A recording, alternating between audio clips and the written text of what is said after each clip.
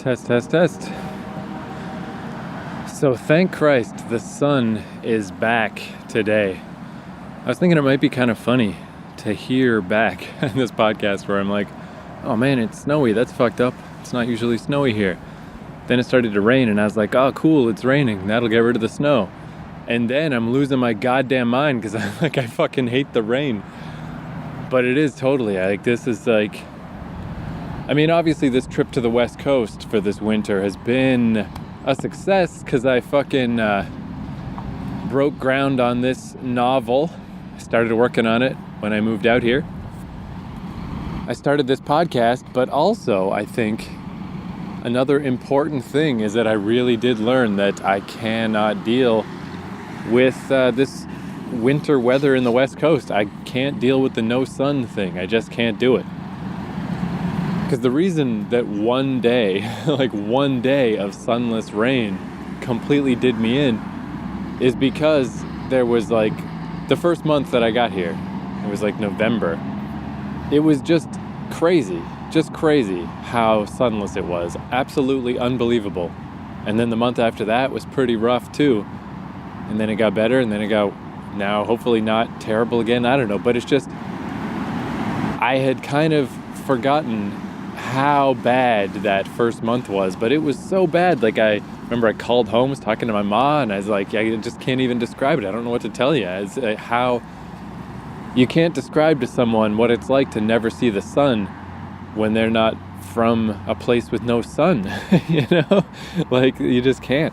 Yesterday I was texting my friend Brad and I'm like, this seems so insane, but because we both grew up in New Brunswick. We hate the cold, we hate the winter. And I was like, I know it sounds crazy, but I think this is worse. Because it's the cold is at least a physical ailment. It's like a physical attack, where the sunlessness and the constant rain, it's like a spiritual attack. It's like you're being poisoned, It's like something in a role-playing game that's more insidious. Just something evil is just sapping your soul and sapping your humanity. It's just awful. It's awful in a whole different way. So that day yesterday was no, I can't go back to that. I can't go back. I don't have the strength to survive this. I can't do it. So now I know that about myself, no denying that. No, I'm just going to go to Vancouver for the winter. I'm afraid not. It's the sad truth with Canada, but you've got to pick your summer careful. It's all right, where am I going to go for the summer? There's different places that are great. Toronto's cool, Montreal's cool, fucking Vancouver's cool. I've never been to Newfoundland, but I'd like to go sometime. I bet it's pretty in the summer. But all of these options are just the summer options, because in the winter, everything sucks, even the West Coast. The lack of snow is not worth it. It's just not worth it. I remember the first time I heard about this concept, it was when I was pretty young, when I was 12 or 13. I have a lot of cousins, a ton of cousins. And I remember this one cousin of mine had seasonal depression, which they call seasonal affective disorder now, which spells sad, why? Why would you take something that's a serious condition and give it a cute acronym? That's ridiculous. What's wrong with seasonal depression? But anyway, she had it real bad, for real.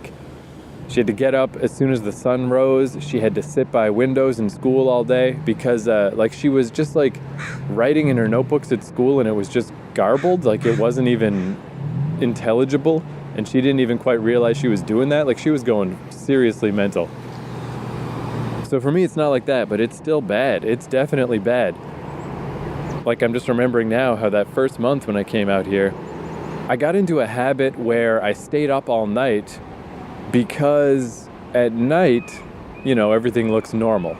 At night, you can't tell that there's a nonstop giant gray cloud over everything. So it was just mentally easier to ignore what the weather was like, If I just slept through the day, I could just imagine. I could just trick myself into thinking I bet it was a sunny day today and I missed it, but that's all right. That was actually better than just facing down the slate gray. So I just read The Road last year, which is not a great movie, but it's an okay book, not a bad book. Very weird that it won a Pulitzer Prize, because it's It's a very shallow book, but I mean, it's fine. It's a pretty cool book. But the thing with The Road, and it's like, people talk about it like it's one of the most crushing apocalypse stories of all time. But really, it's only that there's no sun. Like, there's no talk of radioactivity in The Road. You know, it's not like a Fallout apocalypse. It's just that there's no sun. That's all. But the fact that there's no sun makes it one of the worst apocalypse stories of all time. You know, having no sun is insane. It's crazy. I hate it. And yeah, I guess at least I know that now about myself for sure. Is I don't have the wherewithal to survive this. It's not an option for me. I don't think I have a seasonal affective disorder, like to the point that somebody would diagnose it. I just don't like it. I just hate it. It's like, it is just like, this isn't even like life. It's like, there's a quote from Firefly where they're transporting a bunch of cows, and River says something along the lines of like, when they're in the hold of the ship, they forget that they're cows because they can't see the sky and they can't see the earth or feel the earth. And as soon as we release them, it's like suddenly they remember what they are because they're back where they're supposed to be. And like, that's absolutely how it feels. It's like when you just can't see the sky, you can't see the sun, everything just sucks. It's like ridiculous. It's like being in hell. It's not a good life at all. It's awful. Oh, brutal. So anyway, yeah, 2 months, clock ticking, gonna get the fuck out of here. But today's beautiful. So hopefully it won't be another like insane, like 3 straight weeks of fucking darkness. So writing wise, I was saying how a couple of days ago, I had like a nice breakthrough kind of like, whoa, I just came up with all these ideas and all these cool things that I can do for this story. But then sitting down to work on it, it's like, oh, this is actually quite overwhelming. I mean, I've got like 3 or 4 quite major concepts to deal with in this conversation. Like, I don't even know if I'll get to them all. It seems like a lot. It seems like an awful lot. Yeah, and again, just like mentally, just how important the kind of mental state of mind is. Just looking at these notes, this like 2 or 3 pages of rough notes, I'm like, holy shit. Like, this is gonna telescope out into a serious fucking thing. And it just becomes tough to approach just because human brains are feeble. So basically what I did is I just split it into sections. I split it into 4 sections, 4 separate text files, and then one of those is still pretty big, so it might get split into some subsections itself. And that just that alone just makes it so much easier to do, of just like, all right, here's the intro, let's just get this going. Did that all up. Now I'm just working on the second part. Like, let's ease into these heavier topics. And yeah, just taking it one piece at a time definitely helps.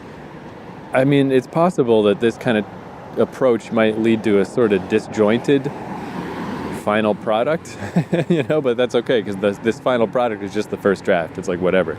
But I do remember like that would happen to me a lot when I was in like high school writing, where I would still write at quite a slow pace, but I would always, like when I read it back, I used people's names way too much because I just kind of lost track of the flow, where I could just say he said, she said, but I would like reintroduce the characters every time I sat down for a new session of writing.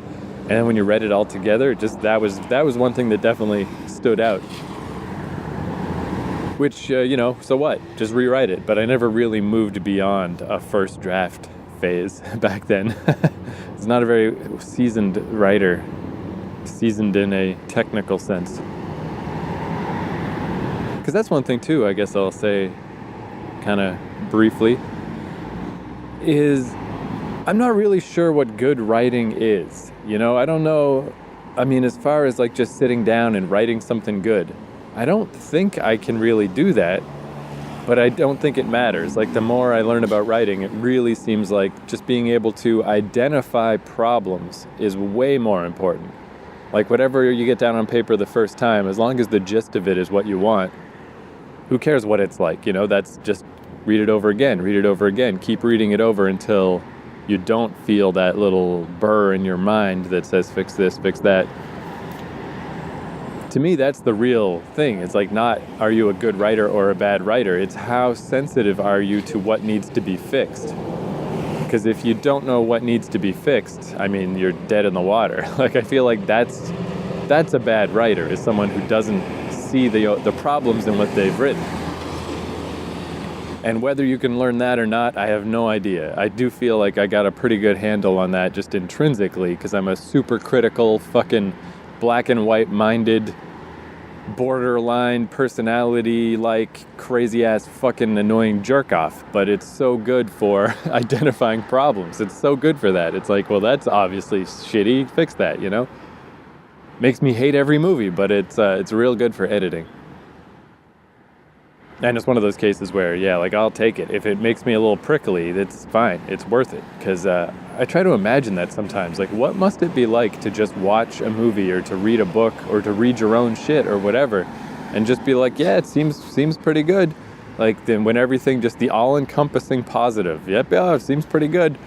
Like, what the fuck is that all about? Like, maybe that's... I guess I've said before how happiness in life is more important than productive writing, which I do agree.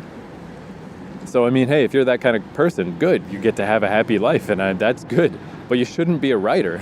You should find something else to do with your time. You shouldn't have a happy life and be a writer if you're just going to not, like, be able to recognize when things aren't good.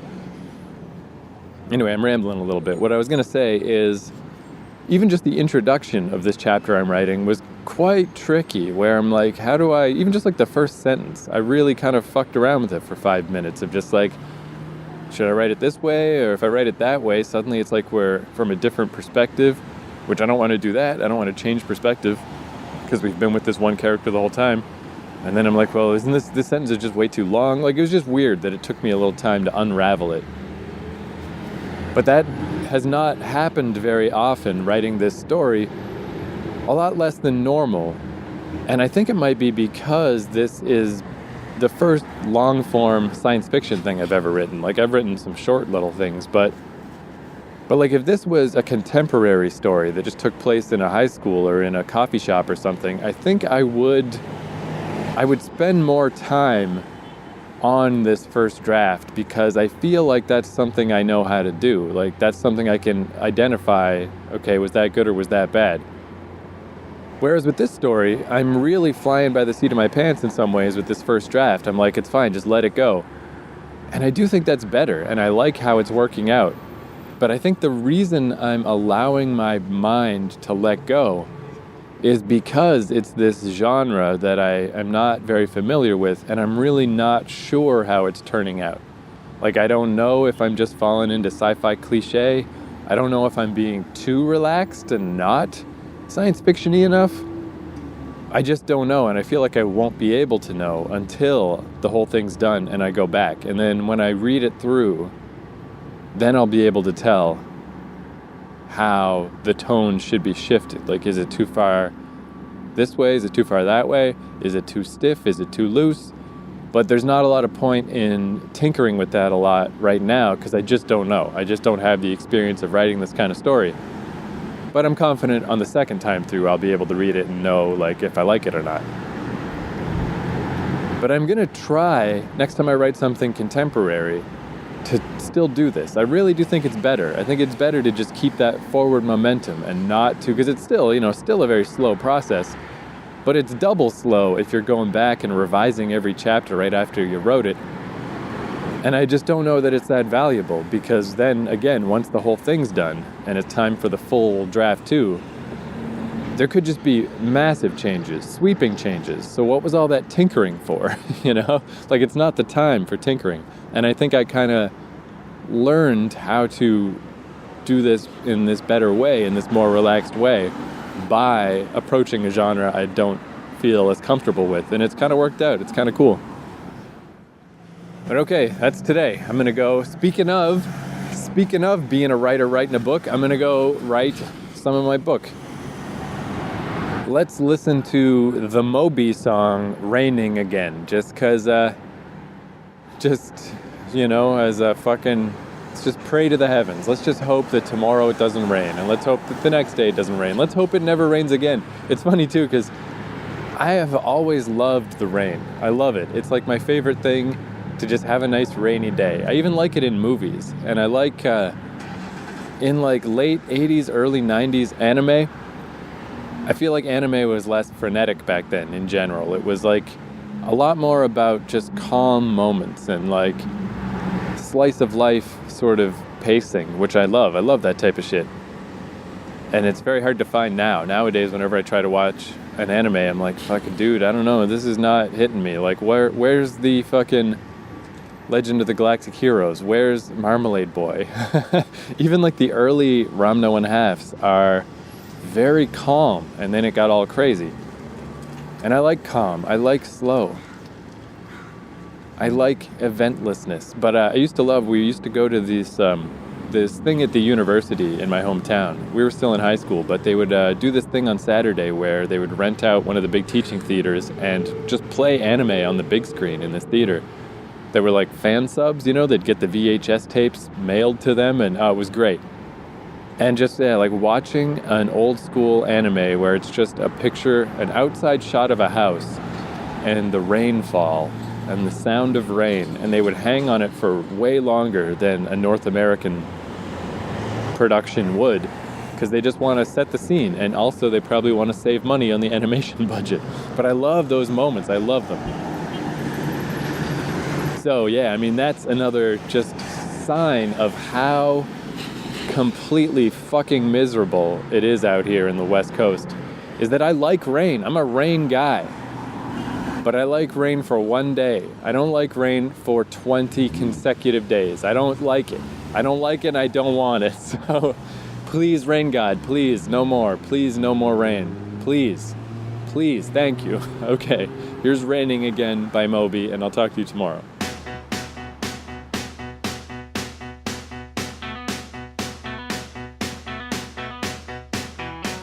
Never know, but nothing less. Couldn't see that I had guessed. Couldn't see, couldn't stay away. Never even stopped to dreaming that I'd see anything, and the world's just coming out so cold.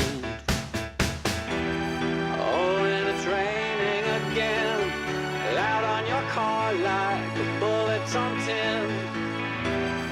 Oh, and it's raining again, open the door and they're pulling me in. Nothing here but nothing left. Cold-hearted, stuck in this. Couldn't say the kindest words we knew. Everything I tried to say, but no one listens anyway. I had to give up everything I knew. Oh, and it's raining again, loud on your car like bullets on tin. Oh, and it's raining again, open the door.